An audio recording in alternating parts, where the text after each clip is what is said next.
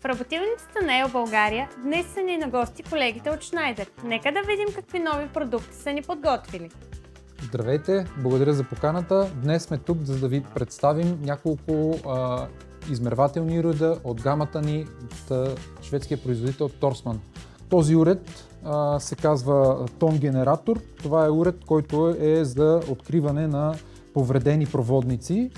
Идеята на уреда е, че изпраща високочестотен сигнал по проводника, по свързания проводник посредством тези две клеми. Изпраща високочестотен сигнал и с този показалец проследява докъде стига сигнала. Там, където свършва сигнала, има прекъсване на проводника. Използва се само за проводници, които не са под напрежение.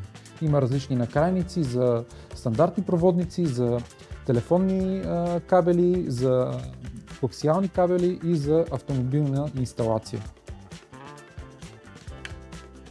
Изключва се изключително лесно, просто се прибира показалеца в корпуса.